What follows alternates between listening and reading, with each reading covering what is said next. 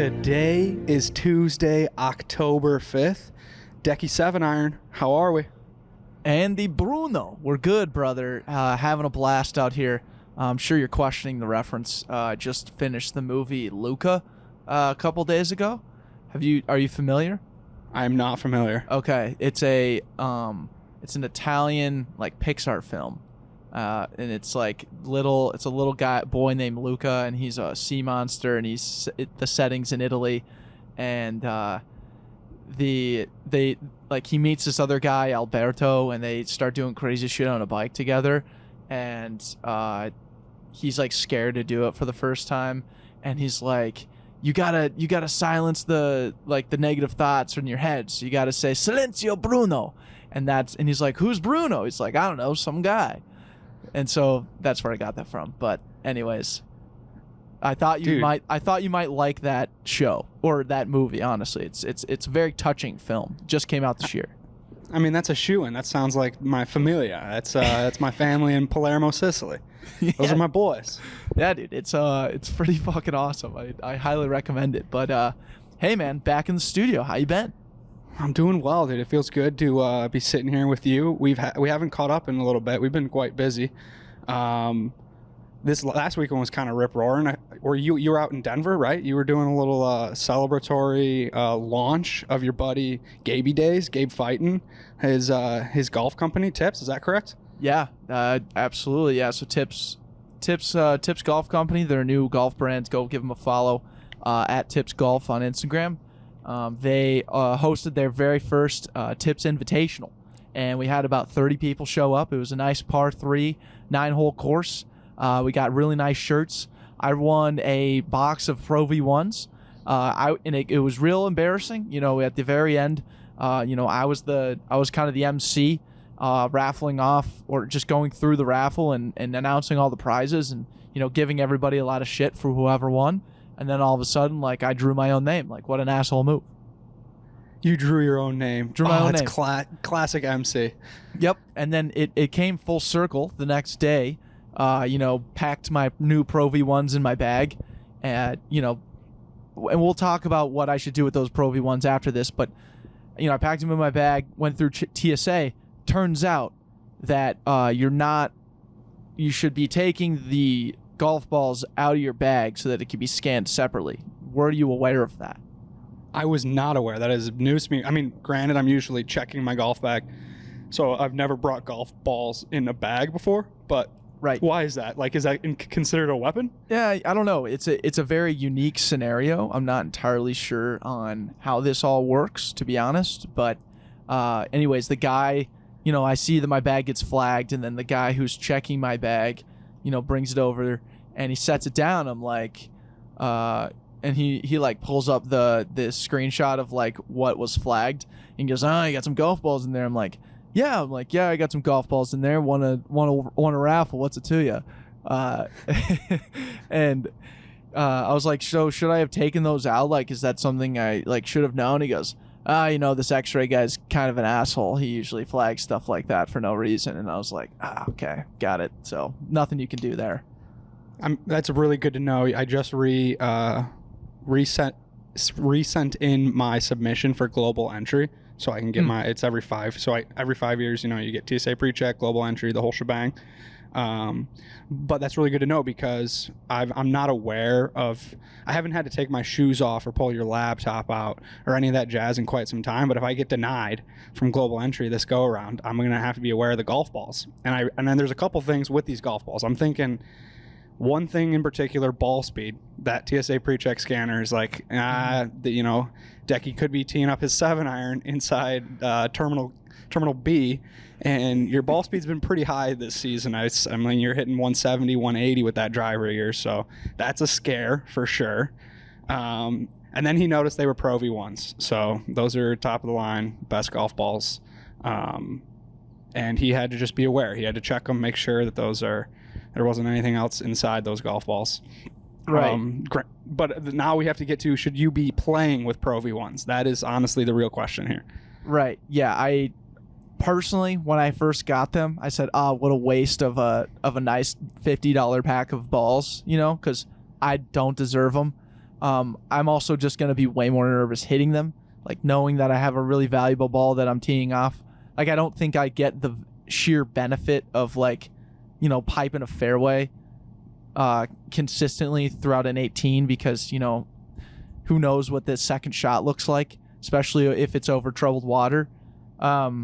So I might just have them in my bag and just give them to people if I think they're, you know, not going to lose them. Like, if you per se were a better golfer than me, so much to the point where I didn't think you would lose a ball throughout 18, then I would just give you a Pro V1 for that day, you know. And I think I got a lot of balls. I got 12 of them to give away. So, you know, that's 12 different people potentially. I appreciate that. That's really give value type mentality. I really appreciate that.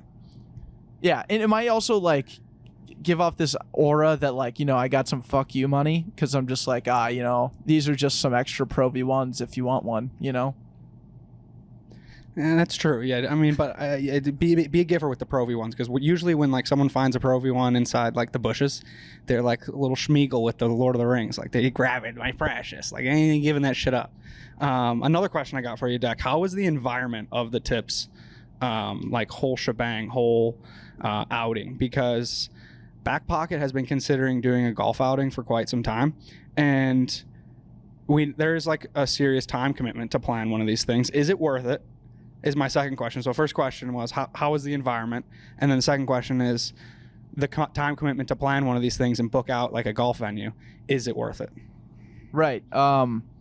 You know, it's a good question because it's like how I'm always thinking about, like, how can you make your golf tournament unique? And in the Tips Boys, the one thing that they did better than anyone, they were like, how do we get people to show up for the opening ceremony? And how do we get people to, you know, be on time for their tee times? And how do we get people to hang out afterwards, you know, for the raffles and all the things? Well, co-founder Joe Bozeman came up with a great idea of live streaming college football underneath a tree at the 9th tee box.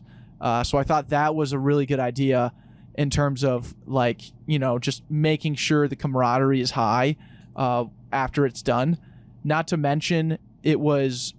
everybody had a 4-pack of Man-Paw as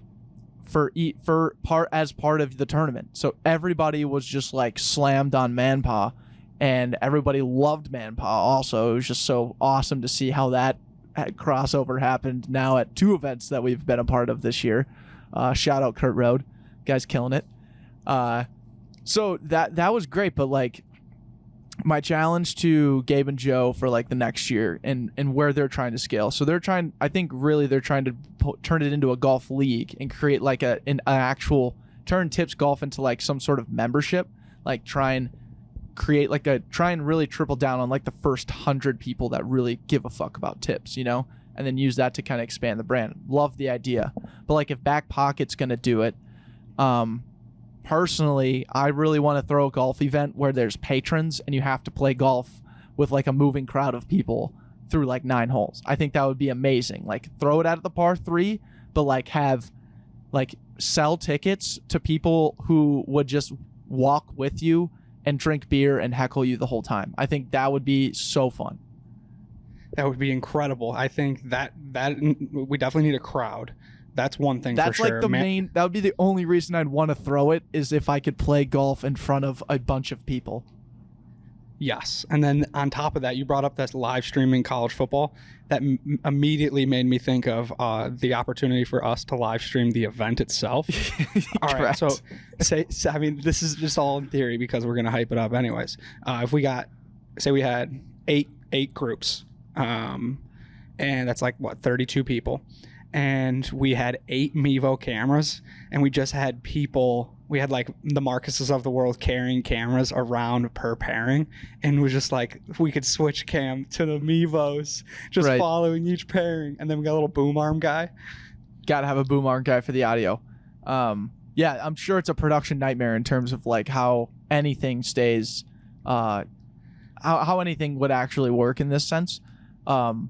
But yeah, the idea of live streaming the event where everybody has, you know, you're able to watch these, like, idiot 8 groups play. I think that'd be just so sick. But like, I'm also like, how do we, if there's 8 groups, how do you fill an entire 9-hole course full of people? Like, that's a lot of people that you would need to have at this event for it to feel like what we're asking for, you know? Yeah, I think you just you station them at like the key hole. So like you stick up someone at like the base of a par 3, hyping people up if they're hitting the green.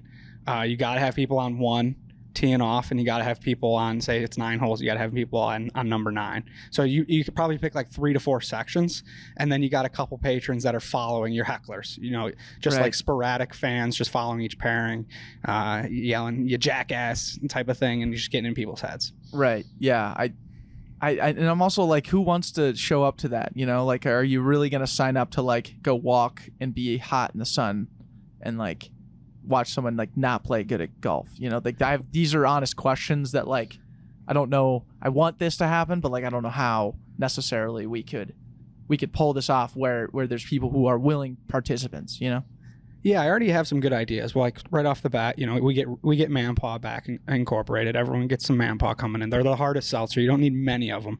4 is like the perfect number. Maybe a T-shirt. We get Unreal back involved, and then I think like the shoe-in opportunity here is we do it at a country club, and that means pool party afterwards. So we just entice everyone. Stick around. If you're there from opening tee shot to the end, you get free entry into this pool party. Right. Maybe and maybe a potential opportunity for a celebrity shot. Maybe that's what it is. Mm-hmm. Yeah, I know the tradition of golf is like you can only have a foursome golfing at one time, but it's like, man, if we were able to like sign up like one hole gets 16 players and like at 12 of them are just always kind of watching and heckling, and like at any time like these other people can switch in and play, like that might also incentivize the people walking. I don't know. But we need far more than 16 people to be around in the area for it to feel like there's a lot of added pressure in terms of like throwing this event. Yeah, we got to bring in someone famous too to be like a part of it. That will draw a crowd. Right. Yeah. God, it would be sick if we could, because charity golf tournaments happen all the time, and like the 3M Opens, like these are not foreign. Like to go to a golf tournament is like a normal thing to attend, right?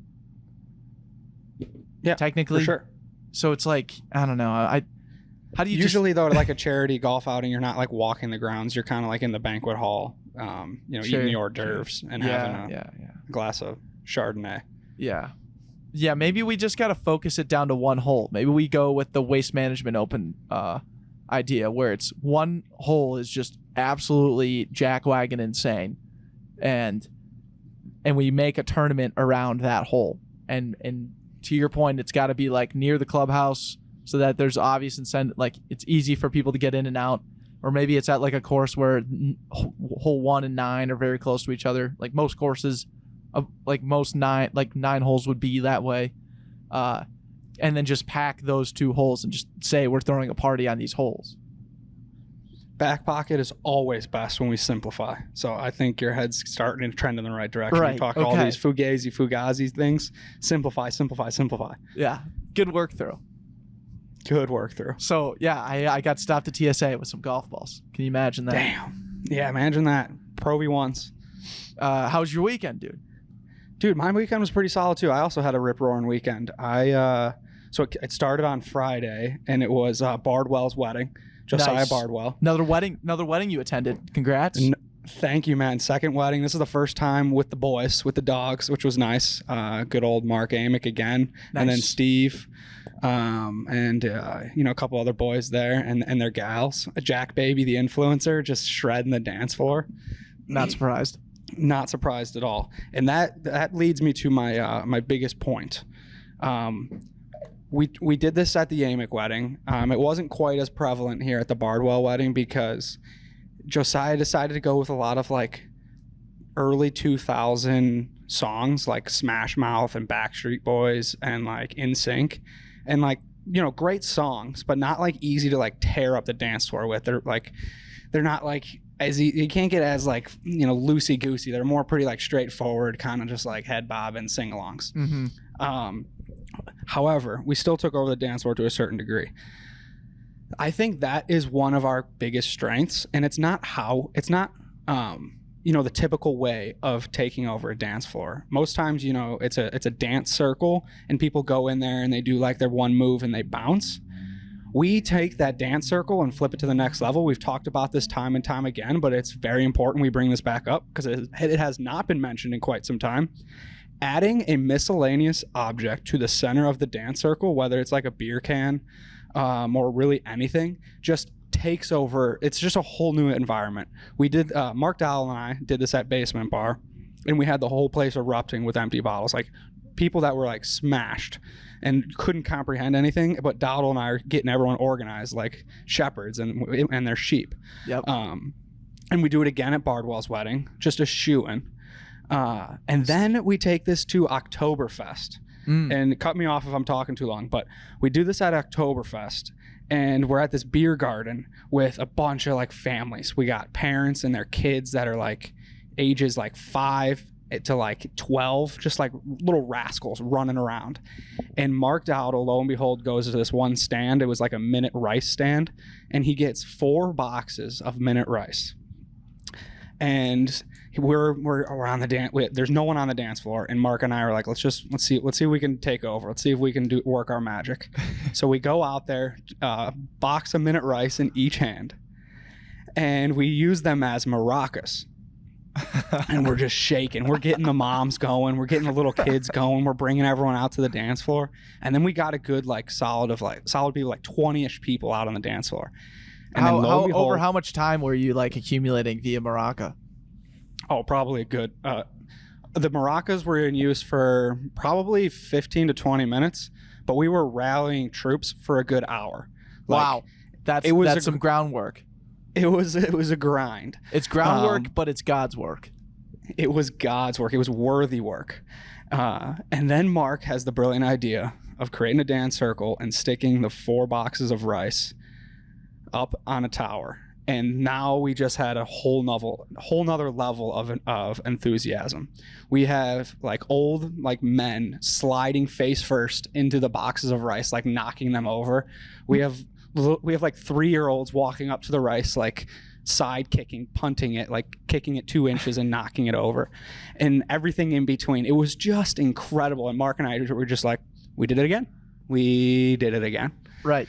Yeah, and exactly in the fashion you're talking about, like you guys are shepherds. You guys are good shepherds. That's why it's God's work, and you're also coming up and adjusting on the fly. The maracas had some sort of appeal to it, but smashing the tower of rice is an entirely new appeal that I'm entirely here for. Who was the maintenance guy? Who's cleaning up and setting this tower back up every time? Was this a rotating shift? Did you get an engineer involved? What was it looking like?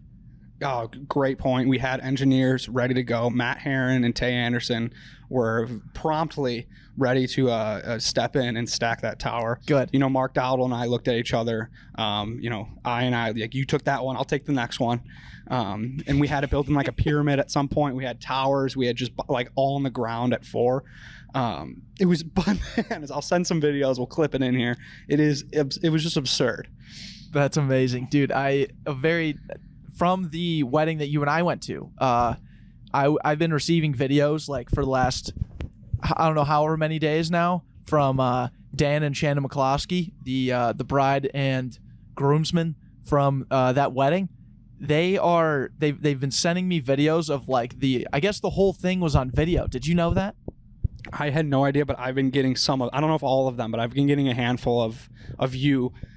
With the shades on, like doing arm movements, taking over scenes where it should have been like beautiful moments for Shannon and Dan. Yes, dude. There's one moment where it's like Shannon and her mom like dancing and stuff, and it's like this really like cute thing, and then all of a sudden like I come in like, going like just bopping my neck and my hands with the speed shades on, and I'm like ruining that moment, and then like I must have been part of like 90% of that entire wedding production. Like that guy couldn't take the camera off me, not to brag.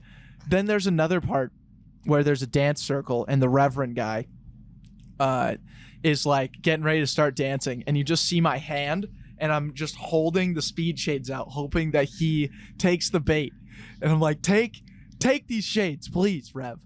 And he sees it and like grabs them and puts them on, and I just go nuts, and he knows immediately what to do, and we just start dancing, and it's so funny.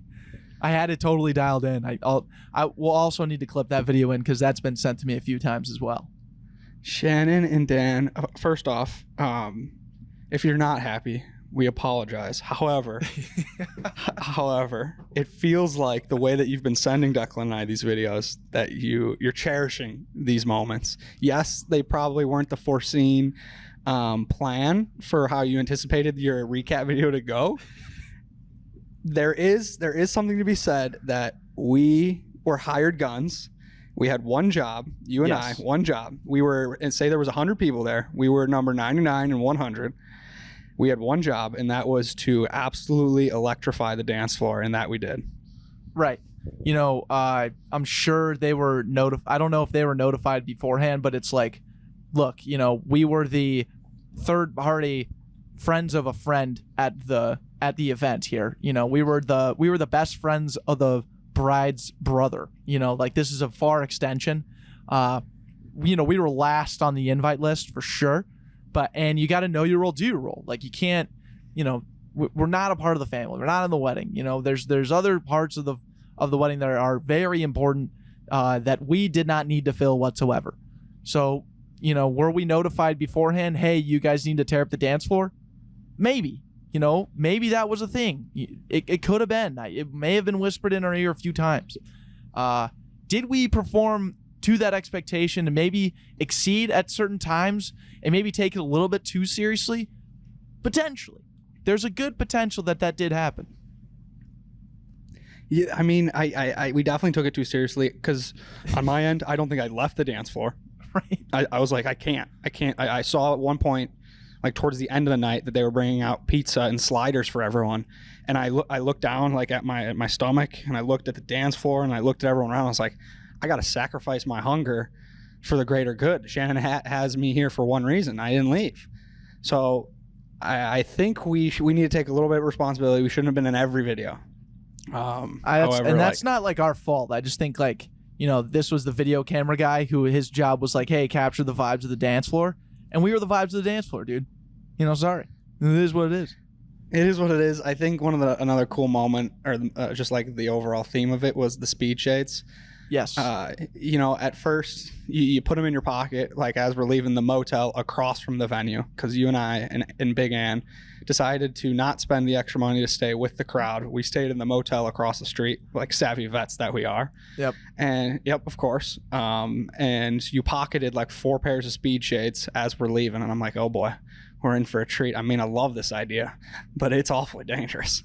It's awfully dangerous. It's they're not gonna like this one. Is kind of what we were kind of going in saying. And I got to give a shout out, dude. Baldwin Shop must be booming, because not only did those shades get distributed accordingly amongst the wedding, but we also, when I was at the Tips event, one of my old high school buddies was like, hey, dude, I needed a cheap pair of sunglasses and saw you repping this brand, and like bought 3 pairs immediately. And so I thought that was cool.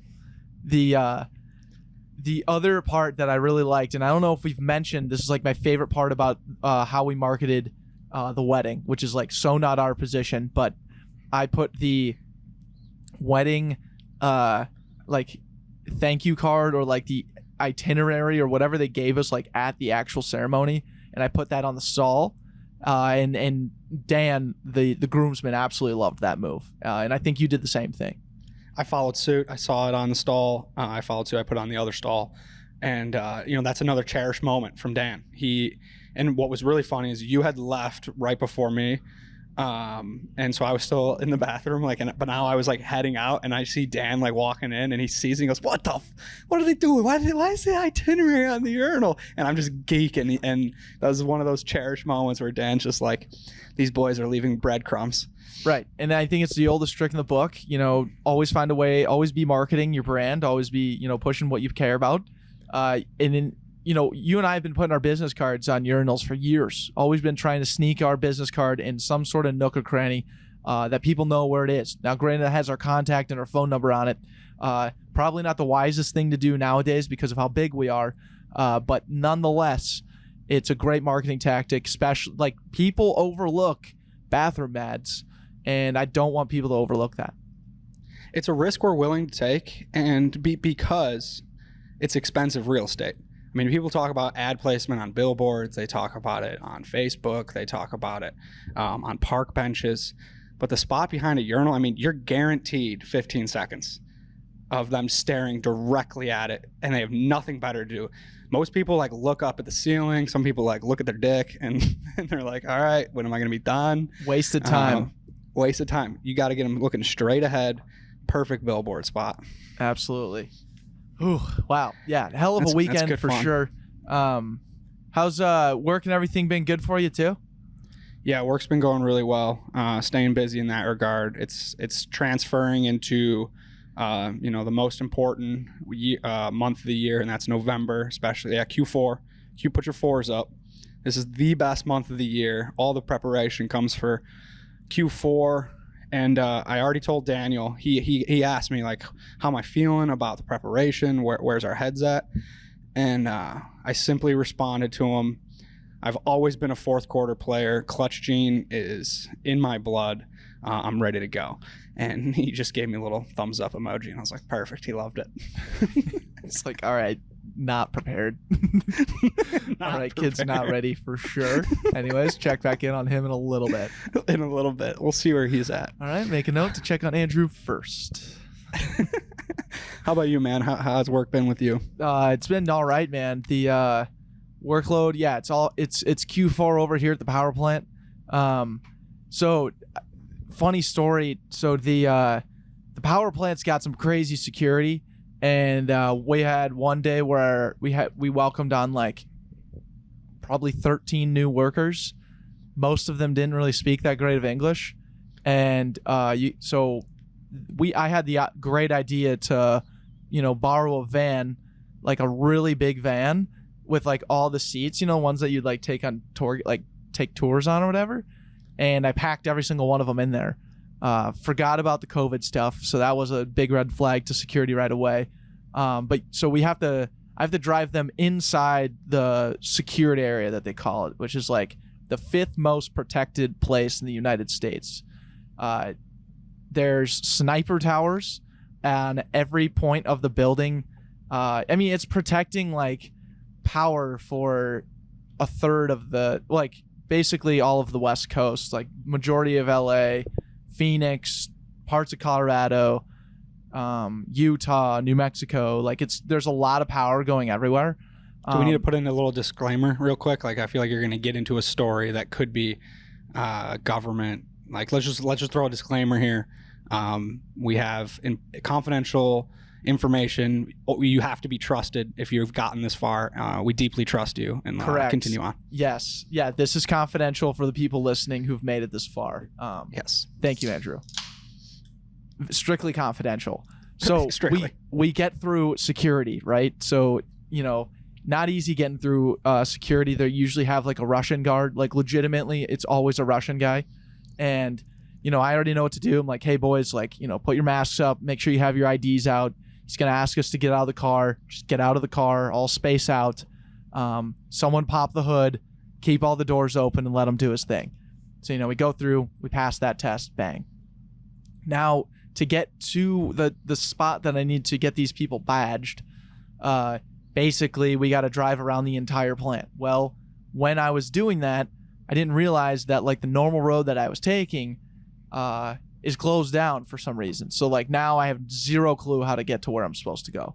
So, now I'm kind of just like driving around a little nervous, and I drive on. Oh, Andrew, question?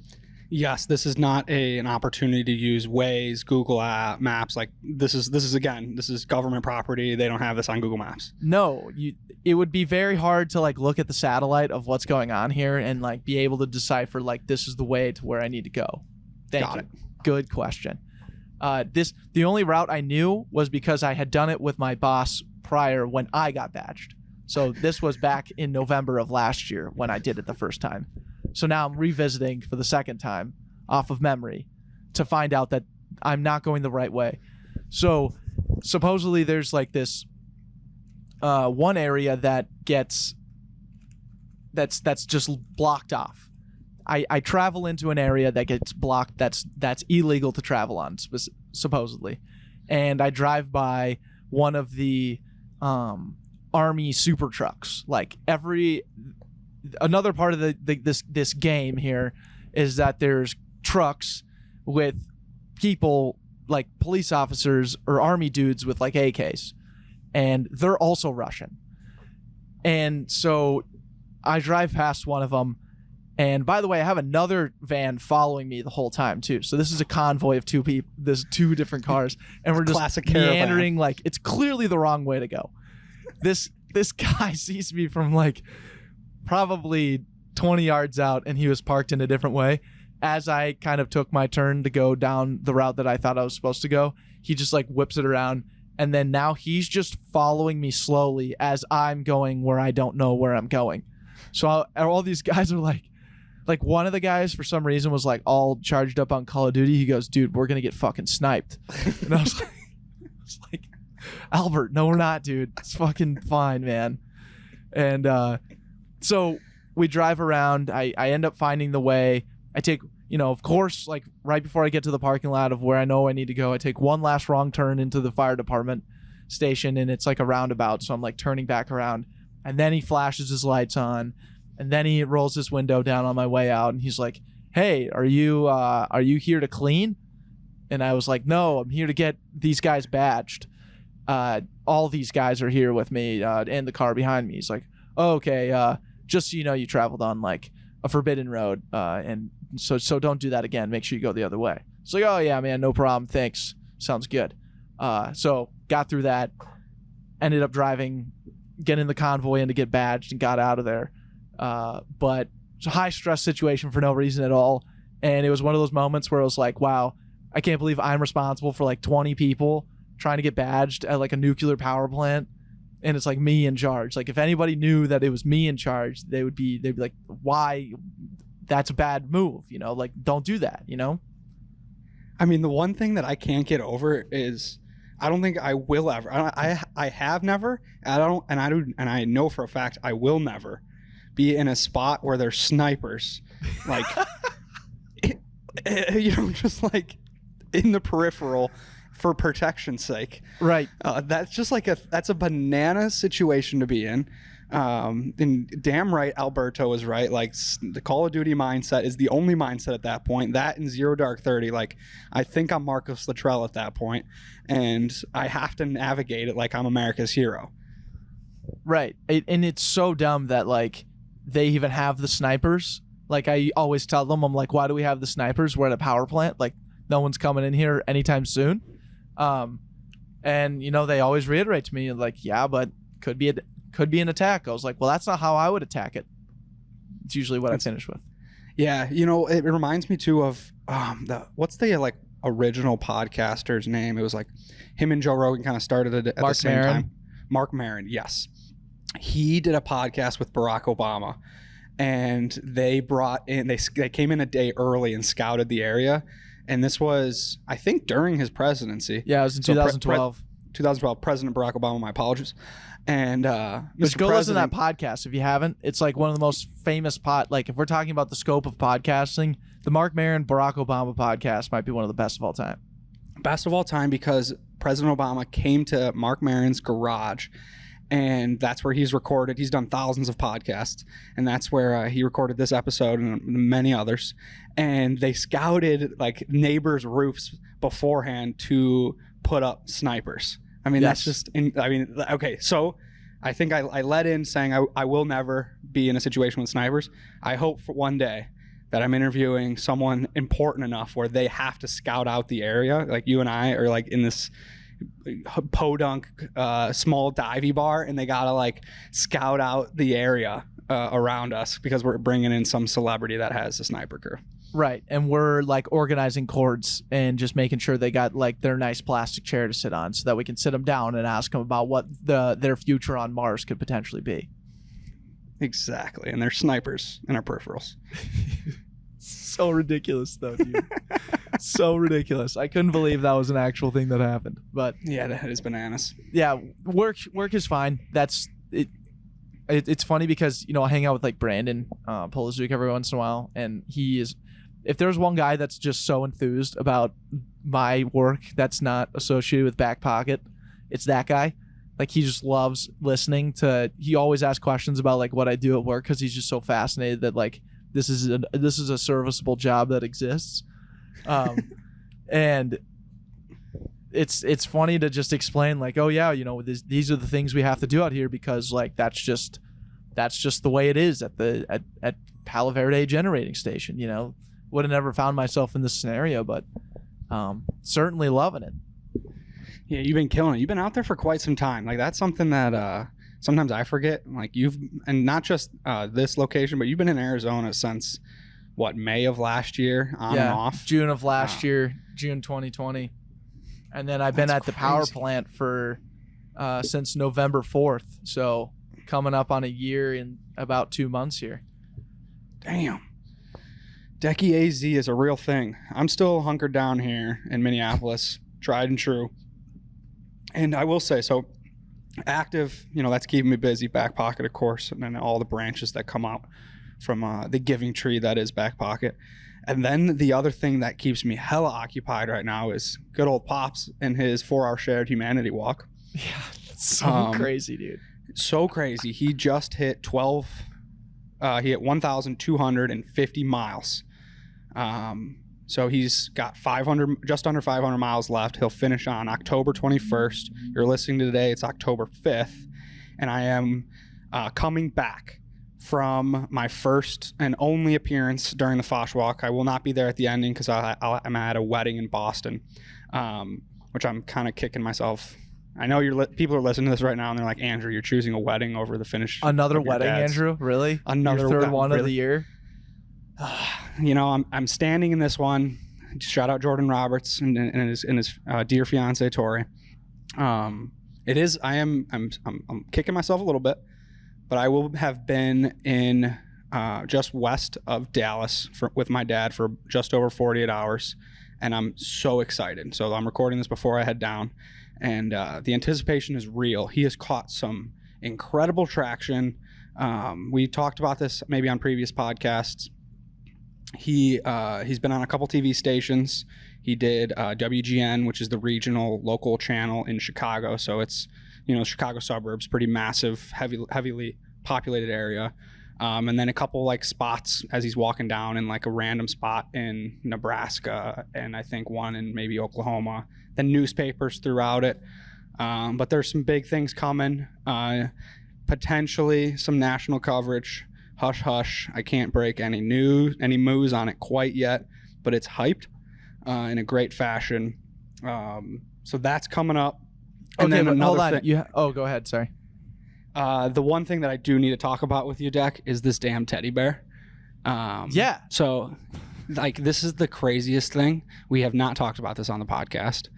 My dad ran into a man wearing a giant teddy bear costume clipped in now. I am bear son. I am bear son. He's got the funniest little twang in his voice. Like, he is hilarious. He's walking from LA to New York, and he's doing it in honor of breast cancer and a couple other charities. And lo and behold, this man has like 130,000 followers on social media, a dedicated following. And my dad, walking from north to south, crosses direct path with Bear Son as he's walking from west to east. The coolest thing. And I'm on my phone when this happens. And my dad, like, he sees this teddy bear walk. He's like, Andrew, you know anything about it? Wait, I just saw this massive teddy bear walk across me. He says, what's going on? And like, I am like, I have no idea. And he starts like looking up giant teddy bear and figures out this guy's walking. And he is insane. So he met up with him, and it's just one of those weird moments, like one of those serendipitous moments. Dude, I mean, the whole brand and everything that he said is like meet me in the middle or walk to the middle to find common ground. And he literally meets a Instagram famous man dressed up in a stuffed animal bear suit in the middle of the country, walking the other way with the same intention. It's like, dude, that is not on purpose, or that's not an accident. like that is not an accident. I laughed. Like, I'll be honest, I laughed so hard when I saw that for the first time. Like, I laughed so hard. I thought that was the funniest thing in the world, that this was like a thing. And then on top of it, like, your dad's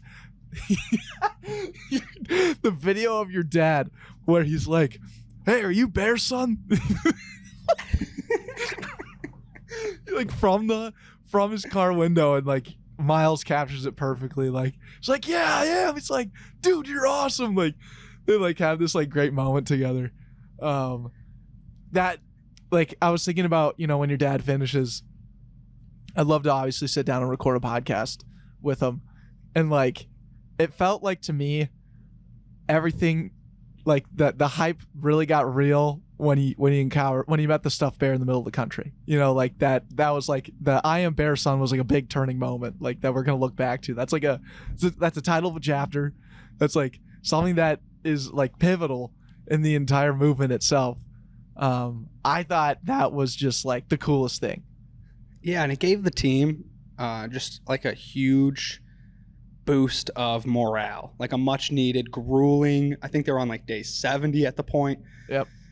So there was still there's still 50 days left in the trip. They just reached 1,000 miles. Like, everything was a grind.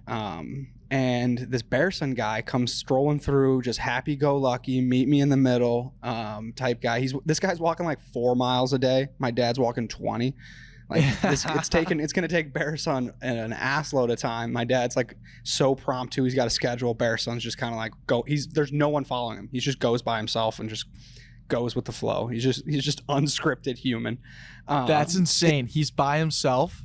Yes. That's crazy. Can you just imagine, like, one day just stumbling upon like a massive fucking stuffed bear just walking on the side of the road? Like, that guy must get so many questions from cars driving by.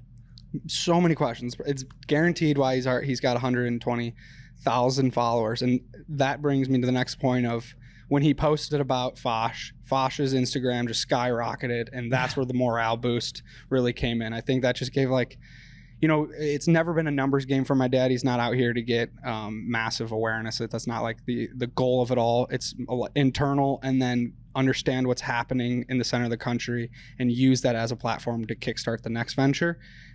Obviously, some traction, like some bigger traction, is a cherry on top.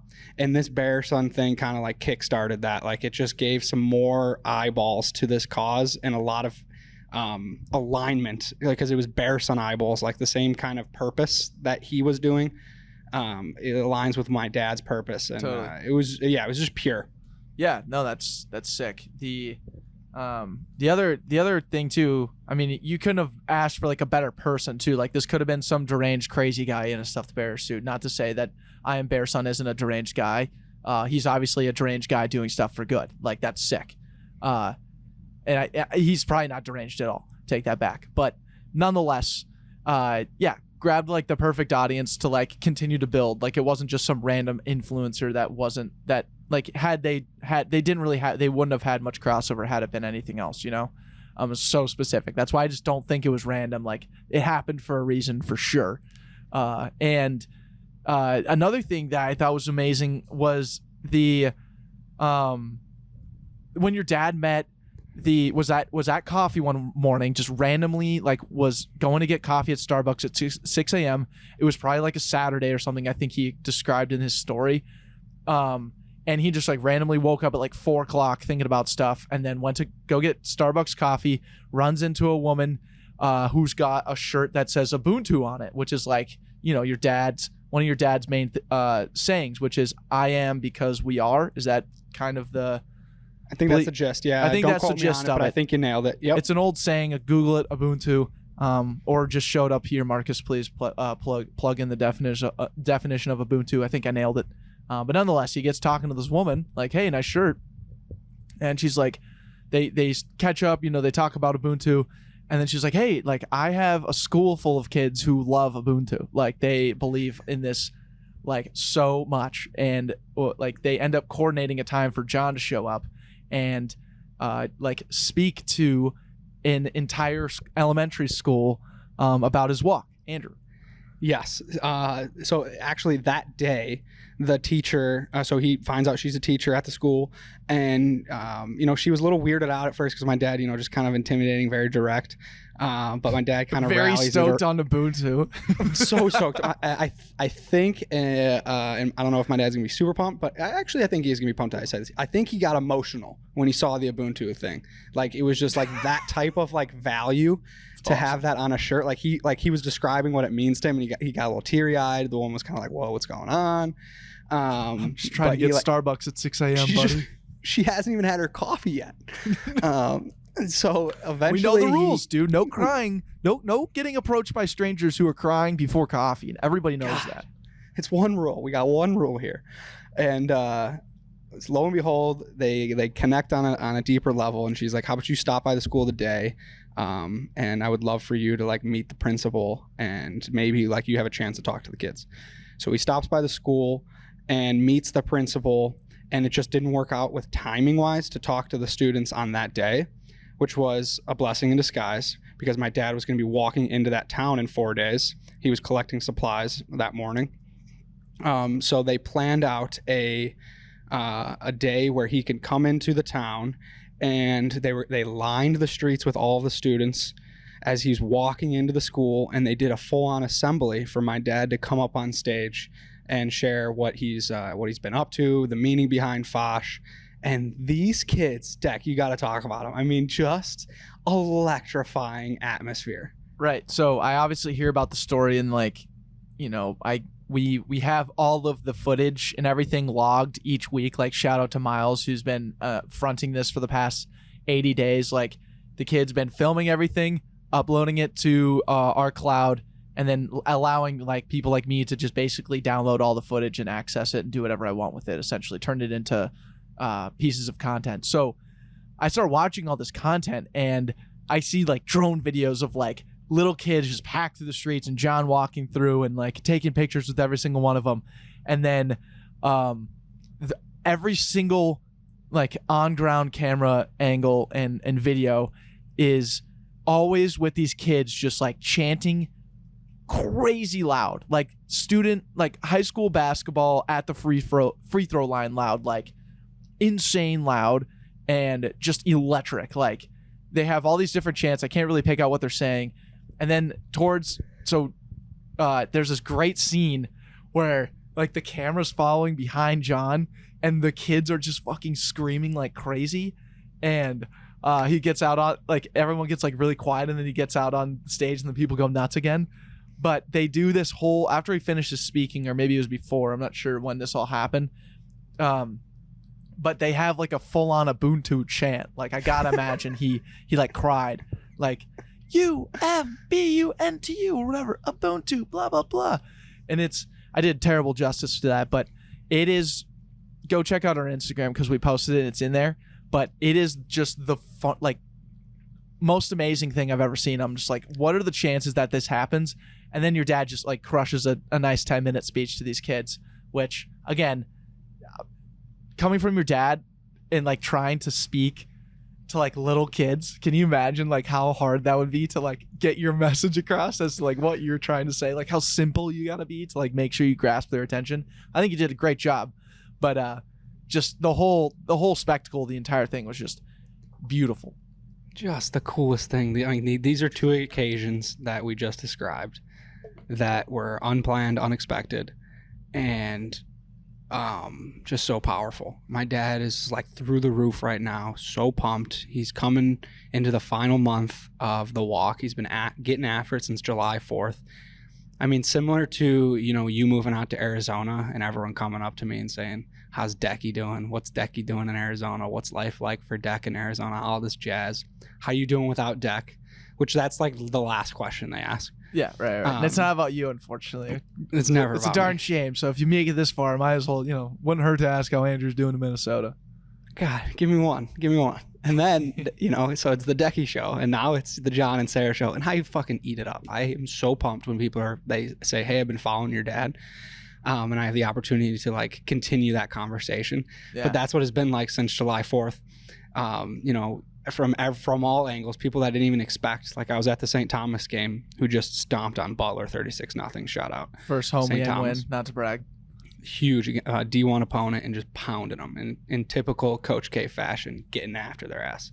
I'm walking the field to go say hi to Coach K afterwards, and 2 players come up on separate occasions. Mark Dowell and I were together again, and just saying, hey man, been following your dad, absolutely love what he's doing, it's super cool. And then they turn to like Mark Dowell and be like, hey, and you're doing your run this weekend, like super cool, man. I'll be supporting from afar. It's insane.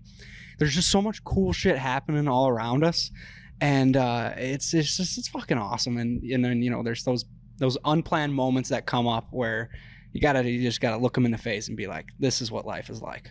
Oh, for sure. Yeah, there's it was, I think I was listening to a podcast like right before this podcast that we recorded, and it was like it's this Jill Robbins or something, I don't know, it's the most recent Rich Roll podcast. And she was like, life isn't about like your successes or the destinations that you reach, but like life is there to teach you lessons. So make sure you like live in the moment and learn from everything that you're possibly a part of, because it's going to help you somewhere down the road. And I think your dad just lives like the most pure form of that. Like he's putting himself in a situation where all he can think about is like his next step, and he's taking it all at such an authentic pace, at the pace of walking. And I just think that's just like probably so rewarding for him to be able to take on these last, what would it be, four months, just completely wholeheartedly. And I'm excited to see, I'm really excited to sit down and talk to him about it and just see, how he's, how it's shifted his perspective. I know you've talked to him every day, so I'm sure you've seen it like kind of transform in a little bit of a sense. But yeah, dude, there's just a lot of cool shit going on. Sometimes you got to just take a step back and soak it in. You just got to take a step back, soak it in. And, we talk all these things. We got all these work things going on, hashing out, Decky flying out to the Tips Invitational. I'm at a wedding, all these different things. But the staple of fall has a strict schedule, and I'm going to break it down for you. This may be our final point. I don't know if you have anything else, but this is one thing that I do want to talk about, Deck, is the schedule that we're on right now. It's tight and it's routine, and it starts on Thursdays, which is coming up. So today's October 5th.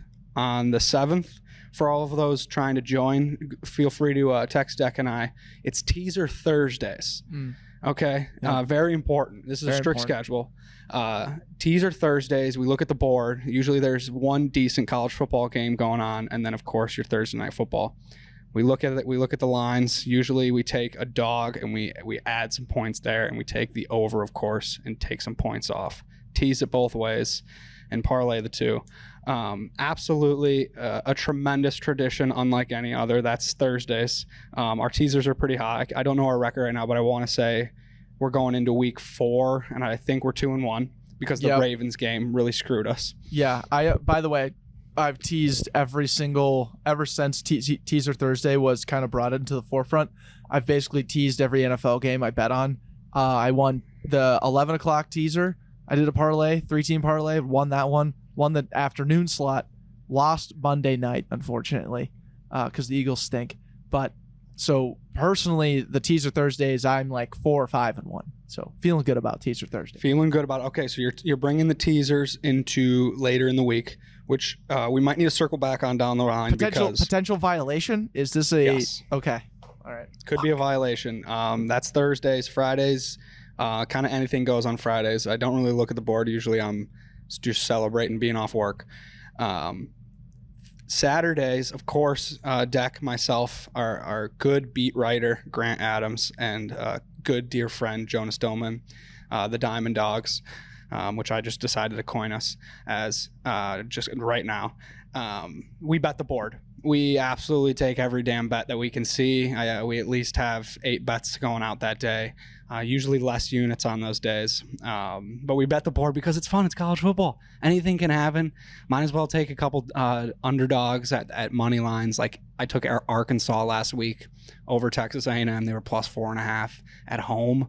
I mean, let's go Razorbacks. Pig Suey. Yeah. That's right. Exactly. I think it also goes to say, there's a couple trends, the board can be overwhelming. There's a lot of things that get thrown at you at a board, and that's like what's fun about, waking up early, getting your reps in, fixing your eyes and looking at this board and really analyzing it. And a couple trends to just be aware of, things that it will be easy to make a part of your board, which is Michigan first half. They're 4-0 this year in covering. Andrew discovered that one. And I've taken, I don't know if I followed that up with that X. I've actually taken that. That's why the only reason why I know, because I've taken that bet every week. It's one of those that I'm just like, I took it week 1 and it won. And I've been trying to remember this is something I've never done in the past with college football betting, is like remember who I bet on the previous week that won and see if their line is pretty the next week. I'm starting to do that. Like, I should have a spreadsheet and I could actually make money off this. At the end of the day, I think I break even all the day long. Right. But yeah, Michigan first half. They play Rutgers. Never mind. I got to look at the board the following week. But they play Rutgers this week. We'll see if they cover. They could be 5-0 going into this podcast. Right. And another thing personally that's worked for me is whatever line Oklahoma is given, usually bet the opposing team to cover. So if you bet against the spread with Oklahoma, they're like 0 and whatever against the spread. And just like pay attention to, like you're saying, like Notre Dame, has a great win against Purdue or something, and then all of a sudden is like plus 6.5 to Wisconsin.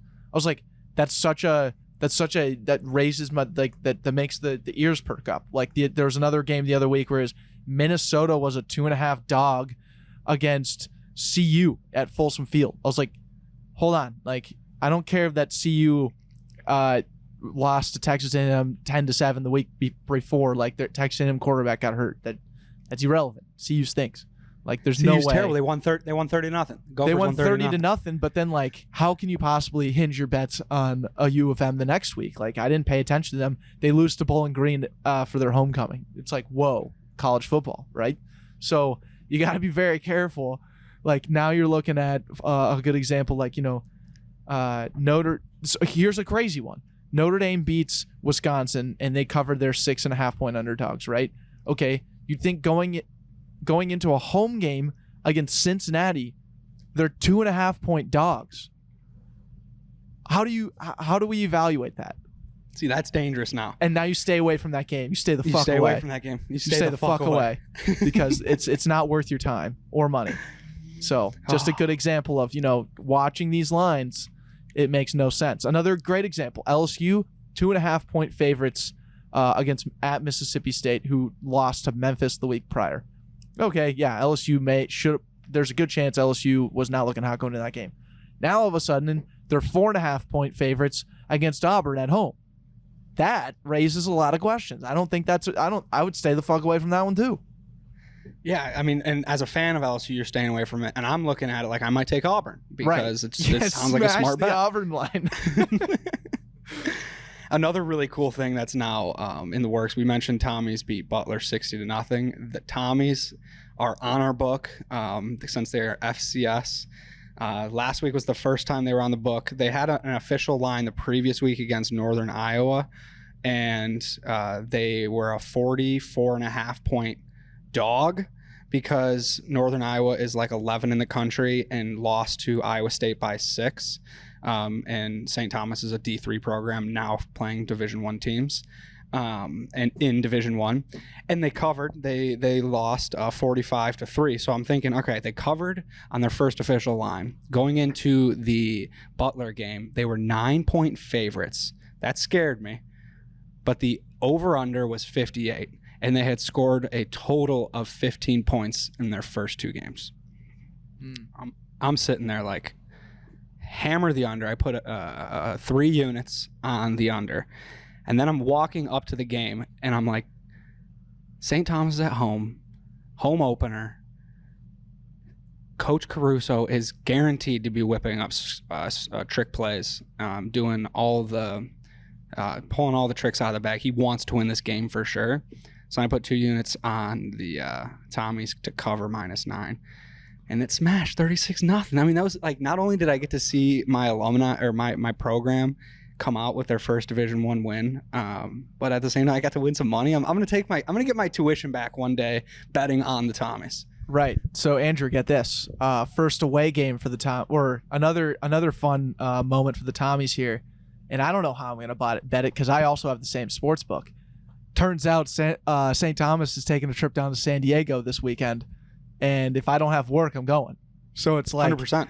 I get to go to the game. There's a potential I get to go to the game. You should absolutely go to the game. Text Io. He texted me if I was going to go down there. He's going to the game. Really? That's awesome. Okay, good to know.